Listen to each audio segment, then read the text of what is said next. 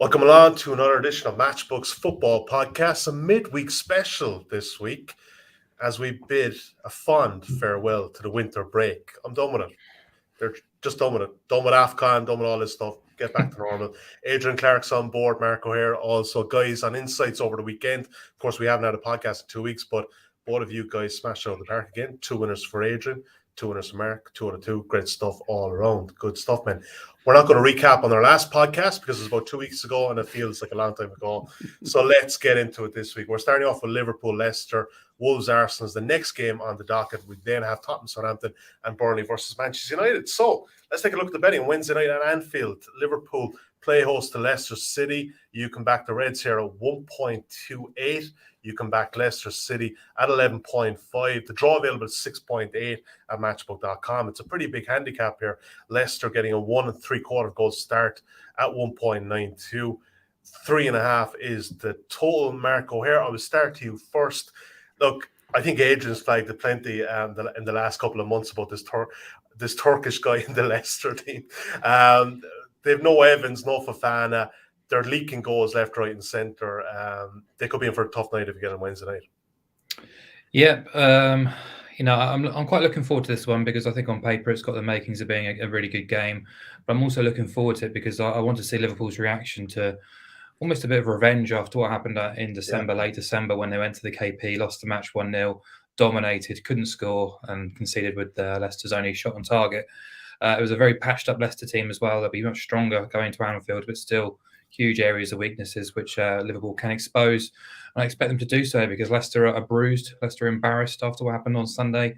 For the first time, I think this season, Brendan Rodgers really kind of went to town on his players, said to himself he was embarrassed and pretty brutal in some of his post-match comments too. He talked about the potential for some of his few players. Basically, they've had enough slack now, and they need to either play up or leave. So, I'm expecting a reaction. But you look at the back four that played against Forest: James Justin, who's been out injured a lot of the season, Amate and Söyüncü, and Thomas at left back. And regardless of whether Salah and Mane play, I do expect them both to play. They're on their way back from AFCON on Monday. I think that's a scary prospect, regardless of whether it's Liverpool, Salah, Mane, or whoever it's playing at the moment. We've seen that Leicester just cannot defend at the moment, and I've been quite anti-Leicester all season. Their standards have dramatically dropped since the last two campaigns, and the underlying numbers are pretty harrowing. Actually, they're ranking 16th on expected points, 16th on expected goals ratio. Only Newcastle allowing a worse XG record. They've conceded the most shots on target, the second most shots in the box. Pretty dreadful stuff, really. And they're going to Anfield now, where Liverpool could be close to full strength. Luis Diaz also now adding to their attacking options as well. Liverpool haven't quite got it together against the best teams in the league so far this season. 3 wins from 10 against the top 10, but I do expect them to do some damage here, and the market is expecting that as well, as you said, with the handicaps. Over 3.5 goals is trading at odds-on quotes, so the total goal expectancy is at 3.7. So if you believe how the market is expecting things, you're looking towards a Liverpool 3-1 win here, basically. So that kind of appeals to me, really. I've no thirst to get involved with odds-on quotes for over 3.5 goals, no real thirst to get involved in big handicaps. So I think the sensible solution here is just about Liverpool to win and both teams to score. It's just shy of 2.5, which obviously there's a much higher variance involved in this kind of bet, but I think it builds into the narratives of Leicester being unable to defend, but also having the attacking options to cause most teams in this league problems. They scored 3 times at Man City, let's not forget, too long ago, and they have only managed 3 clean sheets themselves. 70% of their Premier League matches have featured both teams scoring, and these two teams feature the most goals per game in the Premier League as well, both well above the 3 mark. So, expecting a good game, but I'm hopeful Liverpool will do a bit of damage after what happened in the reverse game. Yeah, Adrian, was well flagged, of course, weeks and months in advance about Salah and Mane going to Africa for the AFCON, but they survived the Liverpool, didn't they? And, there doesn't seem to be much of a knock on them. What are you making this one in terms of the bet there? Liverpool to win and both teams to score. Would you be in agreement, or is there another way in for you? There is another way in, but I do like it. Yeah, I think that's a very strong player, because if you look at the BTTS yes or no market, it's heavily slanted towards both teams to score. I think it's just above 1.7. So the market tells you that they expect both teams to score. We know that most people expect Liverpool to win the game.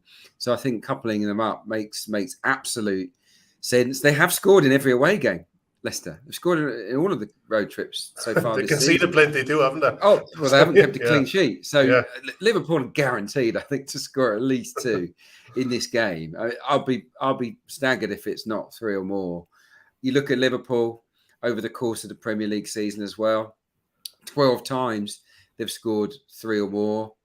9 times it's gone the other way where they scored 2 or less. So it's more of a norm for Liverpool to get 3 or more goals than it is the other way. And I don't think it matters whether Salah and Mane play. I mean, Jota he's some player, Diogo Jota. I really like him.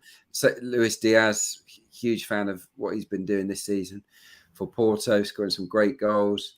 So yeah, and the fullbacks are in outstanding form.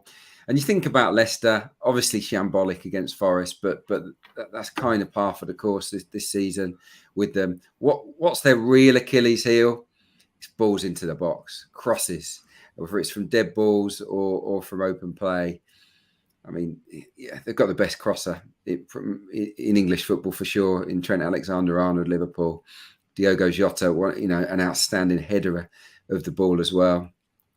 So yeah, I think they're in big trouble. So yeah, Liverpool and both teams to score would probably be my pick as well. But there is another way in. I talked about Liverpool scoring 3 goals or more. You can back Liverpool to score over 2.5 goals on its own in isolation at 1.87.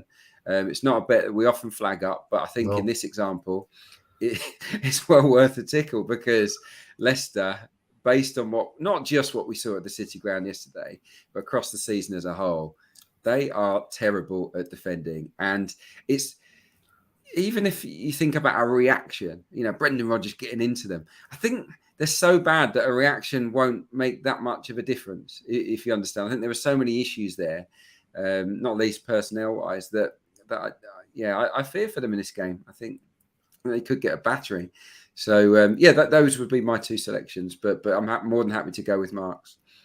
Yeah, maybe let's take the bigger price here. Don't dislike the over 2.5 goals for Liverpool at all, but it's kind of sense to me it's maybe kind of a 1-unit play anyway. So let's take the 2.48 Liverpool and both teams to score, and we should move on. But yeah, that game in December feels like years ago, that 1-0 win, and maybe not to read too much into that. All right, Wolves Arsenal, next game on Wednesday. We're going to look at AC. I'll start with you here for this one, but let's take a look at the betting as we have it at Matchbook.com. Sorry, it's actually on Thursday. I forgot about that. 3.65, you can back Wolves here. Pretty solid home record. 2.26, you can back the Gunners. 3.35, the draw is available, and Wolves getting a quarter of a goal start on the main Asian handicap line at even money, and 2.25 is the over and under, and slightly shade towards the under. No surprise there, of course, Adrian. Wolves games going under. You look at those goal lines, and they are playing some good ball. But talk to me about Arsenal for a second. Look, 5 exits during the last transfer window. No arrivals. What did you make of that in general? Do you think the squad is deep enough for them in the next couple of weeks to cope, or what were you feeling? Well, they've rolled the dice. I don't really have any objections for the players that have gone, but yeah, I think they've left themselves very short up front. Eddie Nketiah has only had 51 minutes of Premier League action this season, and he's next in line if Lacazette is injured or needs a breather. So, and that's it really. What we might see actually is Gabriel Martinelli used up front, and I wouldn't be against that because he's an exciting player, a really good finisher. They're gambling on not getting too many injuries or suspensions. I mean, considering it's Arsenal, you've almost got to factor in suspension, surely, given the amount of players that they get red carded. But no, it's a risk. I would have liked a striker to come in, but I'm expecting them to go big in the summer transfer window now, particularly with forward players. They've not scored in their last 4 games in all competitions. They weren't very good, I've got to say, against Burnley in terms of their imagination, their movement, the overall sharpness on the ball wasn't that impressive in the last league game. So, but they've been away to Dubai, a bit of a team bonding. I do think that having a smaller squad, one of the upsides is that you feel more together. Everyone's motivated because they're all going to play a part. They're going to have to. You're not got many extra players beyond the match day squad. So they're good enough to mount a challenge for the top 4. They've got a good record, I think, against Wolves in terms of scoring goals. one stat I read was they've scored in each of the last 27 matches against Wolves, which is quite remarkable, really, because they don't have a strong recent record against them. They've lost a few times to Wolves since they were promoted to the Premier League. They've had a few slip-ups at their expense. I think it's a really tough game for the Gunners. Wolves, yeah, I mean, they're a solid team. I mean, no Wolves matches feature the fewest shots, the fewest goals. Only 5 of 21 games have featured more than 2 goals for Wolves this season. It's remarkable, really. I was at one of those, incidentally, the one that went above it, the Southampton game. So, yeah, 7 out of 10 games have gone. BTTS no has landed in those. So it has to be a goals angle here, I think. It has to be. It's a pick 'em. Do you go unders? Do you go BTTS no? It's one of those. I've landed on BTTS no. Just looking at the stats, I mean, both teams have scored in just 29% of Wolves games. That's the fewest in the Premier League this season. Both teams have scored in just 33% of Arsenal games this season as well, which is the 3rd lowest. So, that tells its own story. Clean sheets are quite frequent. Arsenal got 10 actually this season, which is decent. So I can see a 0-0 draw, a 1-0 win either way here. BTTS no would be my selection, but I wouldn't argue against unders. I think last time I looked at BTTS no, it's 1.91, which I thought was quite a good price. Yeah, 10 to 11. Mark O'Hare. Well, Wolves, I mean, they're tough out. They haven't lost the league game since 12th November to Man City. And obviously, the game before that was Liverpool, and they're just so hard to beat. And look, even the start of 2022, outside of last weekend, the loss in the FA Cup, they've been pretty impressive. They have, yeah. I think I've been really impressed with them this season and how quickly they've kind of settled into their stride under Bruno Lage. I've had a bit of joy with Wolves this season, keeping them on side with big handicap starts against the better teams because they are so capable and so difficult to sort of oust, really. And it's remarkable, really. Look at their record against the top half. They played 9 games. All 9 of those matches are either ended 0-0 or 1-0 either way. 3 wins, 1 0-0 draw, and 5 defeats. All 0-0 or 1-1. So crazy, really.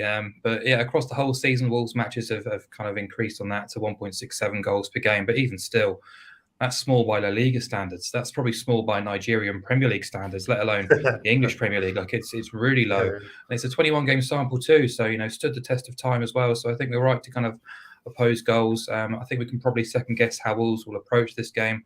All about sort of protection, preservation, counter-attacking, utilise set pieces. But Bruno Lage said at the weekend they failed to score and lost to Norwich in the FA Cup.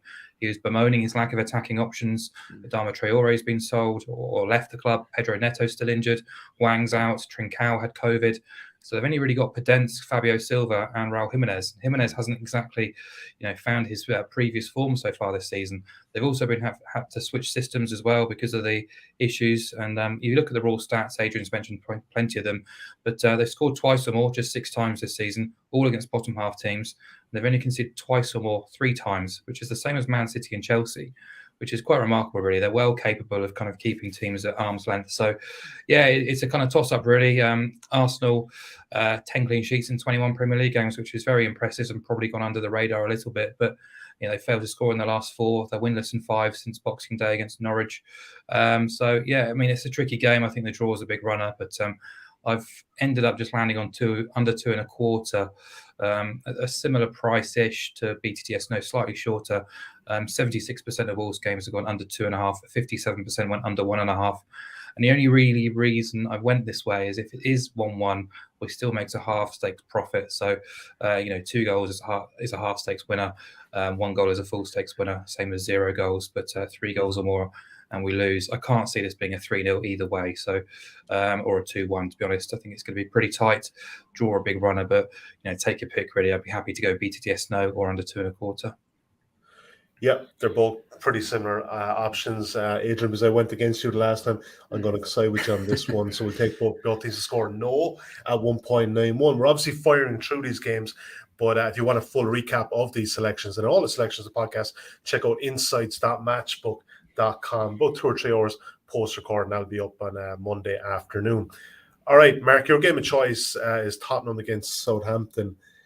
Tottenham have been really good as home favourites. They've been home favourites 6 times this season and they've won all 6 occasions. 1.63. You can back Conte's side here. Southampton at 6.0. The draw available 4.2. The Southampton getting 1 goal start at 1.83 keeps the draw inside of obviously, of course, as well.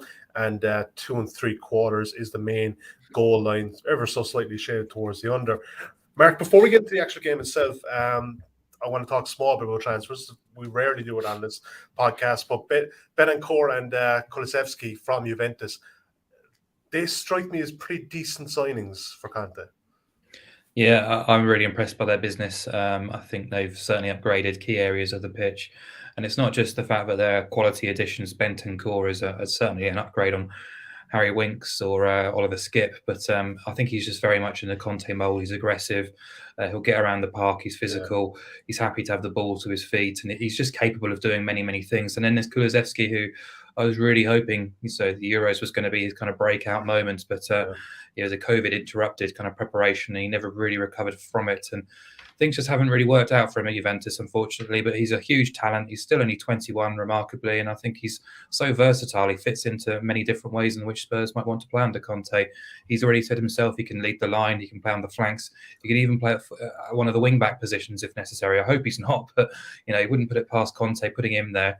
But it just adds another dimension to Spurs. I certainly think they've upgraded, and they're trending in the right direction as well, must be said. I probably expected too much too soon from Conte and Spurs. I think, when he compared them to what Thomas Tuchel achieved almost overnight with Chelsea, I was expecting something similar like that, but it hasn't been the case. But they are trending in the right direction.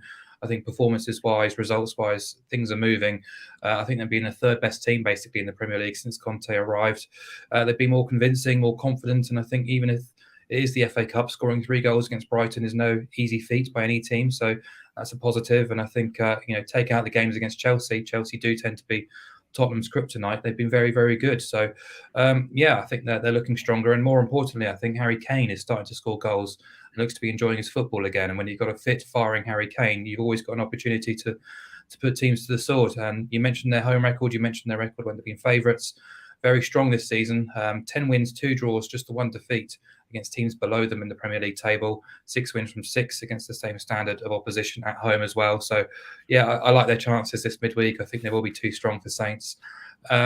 Before I do write off Southampton, it has to be said, I think Ralph Hasenhüttl's done a really, really good job there. And I think he's gone very much under the radar there, considering he's lost key and influential players from the start of the season, replaced them with pretty much under the radar options. He's got Southampton into mid-table, clear of trouble. I'm surprised he doesn't get linked with bigger and better jobs. He's a great coach, but the majority of their best work has been done at St. Mary's. They've toiled a little bit on their travels. It's been a kind of long-term thing, really. I think over the last 2 seasons, Southampton have conceded by far and away the most goals per game away from home. This season, 2 wins, 6 defeats on the road.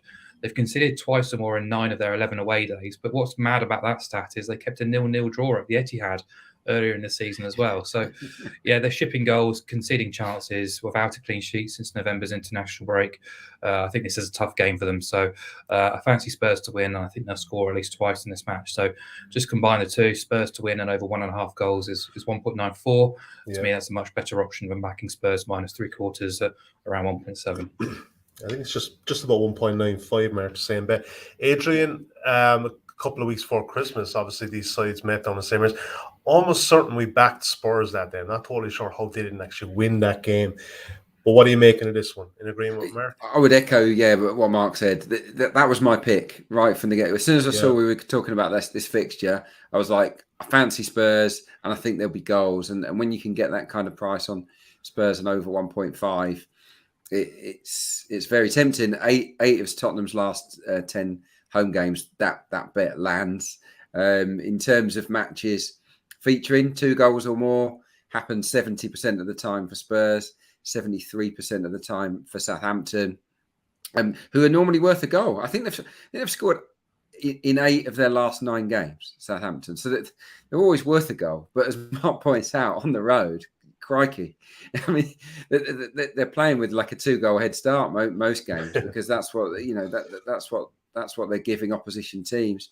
No clean sheet in 11, home or away.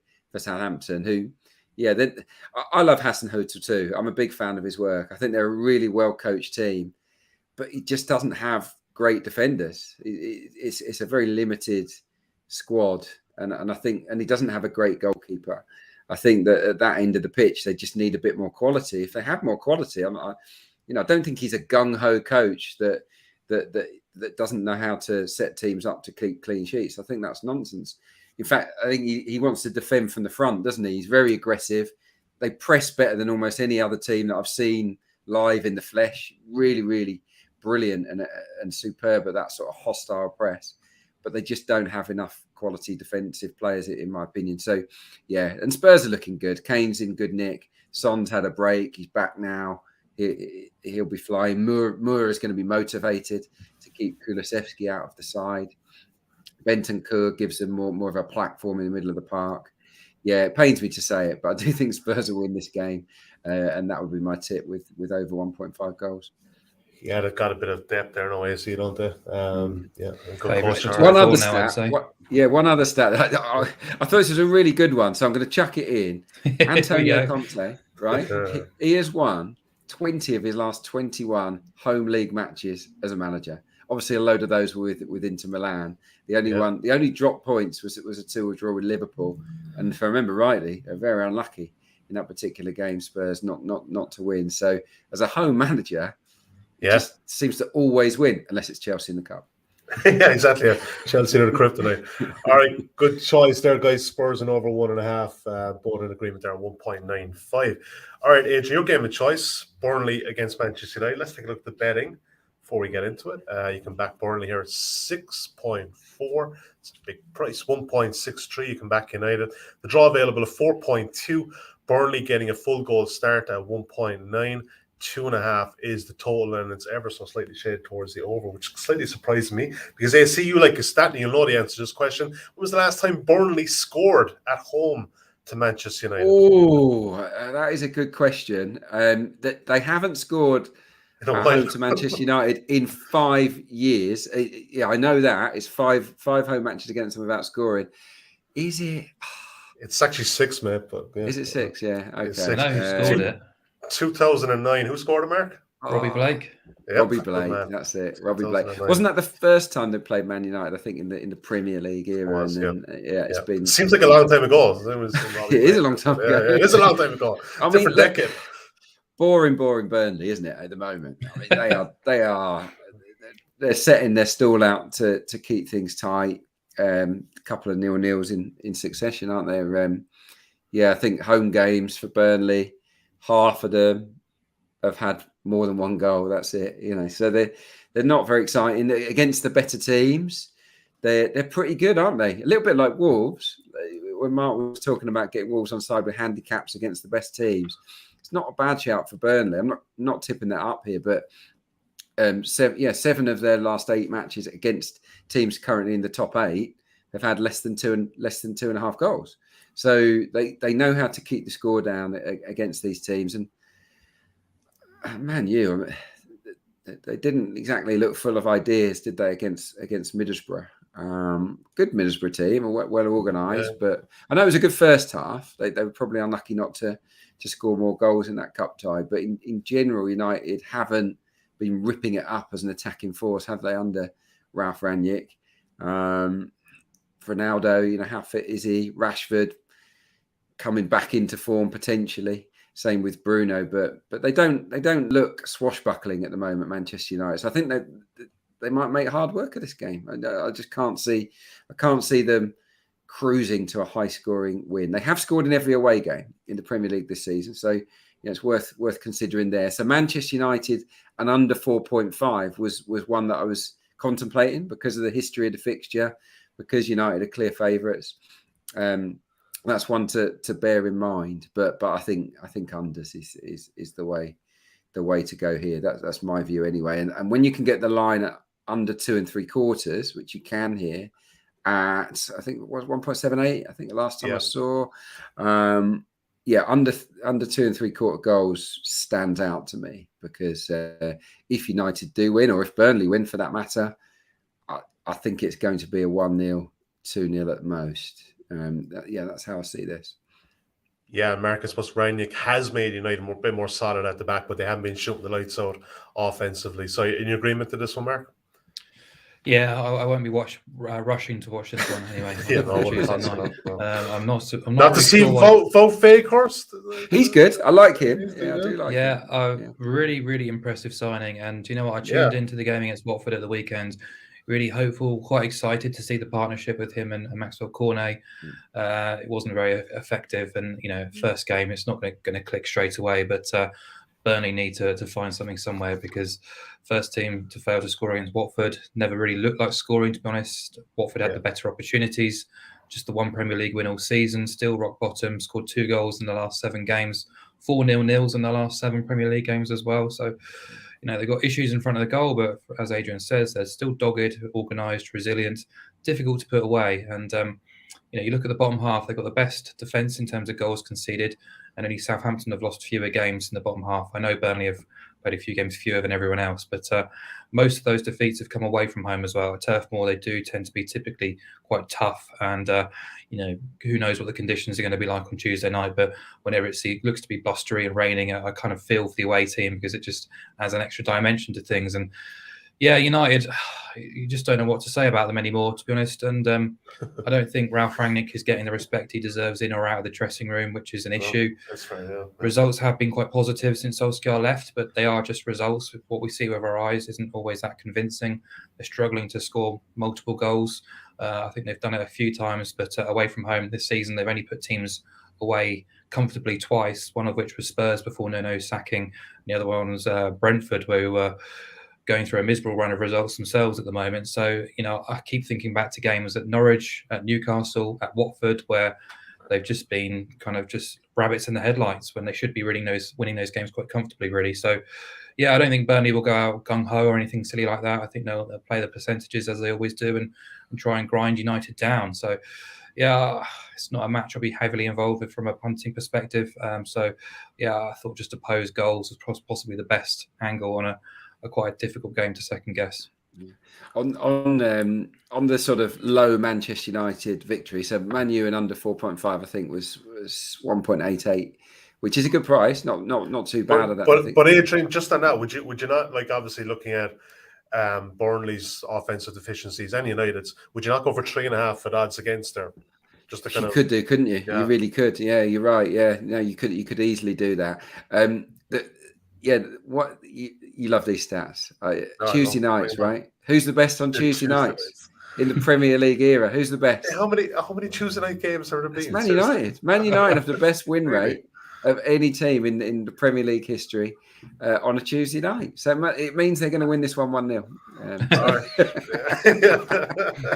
No, I like the unders. I like the unders, but I'm just throwing that one out there for anyone that wants to back the Red Devils. Yeah, that is true. And look, like you said, United to win and under 4.5 is 1.91. United to win and under 3.5 is 2.4. So if you want to be with United, there are probably 2 other good ways in as well, I would suggest. Let's very quickly recap those. So, gentlemen, we've got 4 more EFL selections to go. So we have Liverpool to win and both teams to score at 2.48.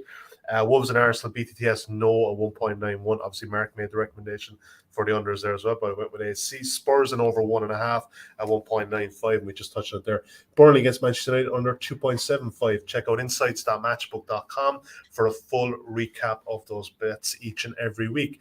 Adrian, Clarke, League One, Wycombe. They've been kind of slipping of late, haven't they? A bit like, we talked about them a few weeks ago when they're on fire, but they're playing Shrewsbury, who, to be honest, I think you could put most teams against Shrewsbury in that league at the moment, and you'd expect them to lose. Yeah, Shrewsbury is sort of entering almost end of season mid-table obscurity. It's not such a big game for them, but for Wycombe, it's big. They come off the back of a couple of defeats. I don't think they've been playing that badly. Adams Park is good to them, usually. They've won 9 of 14 home matches this season. And Shrewsbury certainly aren't one of the best travellers in the division. I think they've got 1 away win, Shrewsbury, and they've lost 9 of 15 on the road. So they're not good travellers. Wycombe are strong at home. I just jumped off another podcast where we had Joe Jacobson, the Wycombe player, on as a guest, and he was telling us about how they've had, meetings and sort of, it's like the final running starts here. This is the last third of the season. This is where it starts. And he says they're really sort of pumped for this weekend to get that final push going. So I think at home to a weak away side in Shrewsbury, who've only scored 3 goals in their last 7 games. So a little bit powder puff up front at the moment, the Shrews. I think 1.89 is a really good price on a team that's gunning for promotion. So that one really stood out to me. And stay in head to League 2 for a second. Exeter to beat Leyton Orient at 2.08. It's a good price. And the way things fell last weekend with Exeter winning and a couple of the other teams towards the top losing, they're just a couple of points off automatic promotion now with a couple of games in hand as well. It's a similar narrative, really, with this. Leyton Orient under Kenny Jackett have fallen off a cliff. I don't know what's happened to them because they've got quite good players. Well, they got a lot of injuries. AC was looking at this morning. I don't know. I'm not 100% sure on that, but they've got a lot of good forward players, but they're just not in good form. They're 7 without a win. Leyton Orient. It's a horrible slide. In the last 7 games, they've scored 2 goals. So yeah, and I've played in teams where you've been in that predicament and you just don't know where your next goal is coming from. Puts you on the back foot. And they play Exeter, who are finding good form actually. 5 unbeaten, 4 clean sheets in that run. And then of course at the weekend they went to Swindon, which is a tough old game, and they won there by 2-1. And yeah, I think Exeter are sort of under the radar really. I think that I like them as a team. And yeah, when I saw the price here, it surprised me because team in good form at home to team in bad form. I expected them to be odds on. You could pair it with an under 3.5 goal angle. None of Exeter's last 8 games have gone over that. One of Leyton Orient's last 8 have gone over 3.5 goals. So if Exeter do win, it's unlikely to be in a sort of helter-skelter thriller. So, but my pick would be just on the nose, Exeter to beat Leyton Orient. I just think it's a really good price. Yeah, I was surprised to see this odds against. Before we get to best bets, Mark's actually got an EFL pick there as well for the best bets. And what we've been doing the last couple of weeks, the guys have had 13 winners from their last 16 selections. We're going to enhance this double as well. Post-recording, I'll tell you about that in a while. But if you haven't got a Matchbook account, you do want to get involved. We have a £20 welcome offer for all of those who do want to get involved. Use the bonus code INSIGHTSRF when signing up. That's INSIGHTSRF when signing up. And you can check out full terms and conditions at insights.matchbook.com. All right, Mark O'Hare, take it away. League 1, your best bet. Both teams to score in Accrington against Oxford. Oxford as ever, free scoring again this season, but conceding plenty as well in the meantime. Yeah, they are fresh from a really fiery game against Portsmouth at the weekend where they had to come from behind to beat 10 men 3-2. They've now scored 14 goals in the last 4 League 1 games. And overall, they've only failed to score 6 times in 30, which is not too surprising considering the quality that they've got in their squad, particularly in forward areas, joint top scorers in the division. But they'll always give you a chance. 6 clean sheets all season, just 1 shutout on the road. They're the league leaders in terms of both teams scoring, 70% hit rate in League 1, including 10 of 14 winners away from home. So I do fancy them to score at the Crown Ground, but this is not going to be an easy game for them away at Accrington, who were really unlucky not to take a point at league leading Rotherham at the weekend. Missed a late penalty. The penalty only came about because a Rotherham defender handled the ball or a goal-bound effort on the line, and they also hit the woodwork after that incident as well and lost 1-0. They had 14 shots at Rotherham, won the shot count, 7 shots on target. So a really brave performance from John Coleman's men. They are winless in 6, but they've been pretty competitive as you normally expect them to be. And I think at home, they're always a danger for teams who might take them a little bit lightly. Similar to what I said about Burnley, midweek under the lights. If it's raining, if it's a bit blustery up there, it's a difficult place to go. And Accrington always score goals at home. They've scored in 14 of 15 so far this season. Scored in all 8 home games against the top 10, 6 of which featured both teams scoring as well. The games at home have averaged 3 goals per game. 67% have seen BTTS bank as well. So, yeah, I think just chuck it all into the melting pot. And I think BTTS comes out at 1.75. I think that's a really nice price for 2 teams who will look to get forward and score goals. Yeah, the game is on Tuesday night. Adrian, you're going to the Championship on Wednesday night for your best bet versus City against Reading. And Reading, they're conceding goals by the bucket load. 8 in their last 2 games. Gotta love it. Yeah, both teams to score double then. Yeah, I like that. Yeah, we're praying for goals. That's what we want, isn't it? I mean, I had to pick this game because the stats are quite outrageous, really. Across the last 8 games, Bristol City matches average 4.63 goals a game. Reading matches average 3.75 goals a game. They can't keep clean sheets. They're terrible.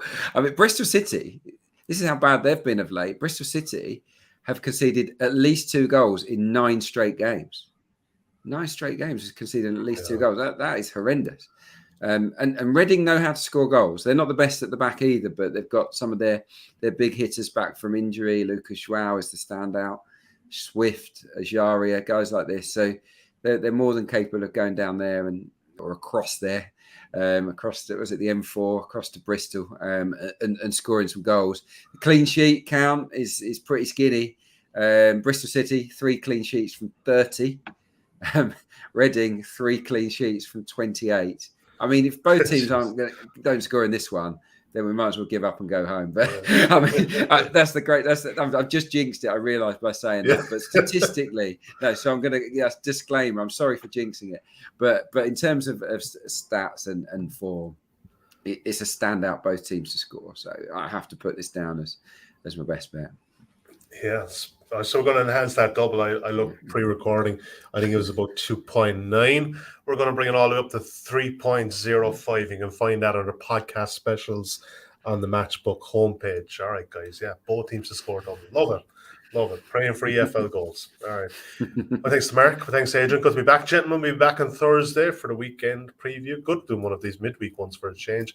Good to see you back. Thanks for watching today. If you are enjoying content and you watch us now on YouTube, please give us a thumbs up and click the subscribe button. Or if you're doing the old-fashioned way and listen to us on your podcast app, please leave us a preferential review. Until Thursday, goodbye for now.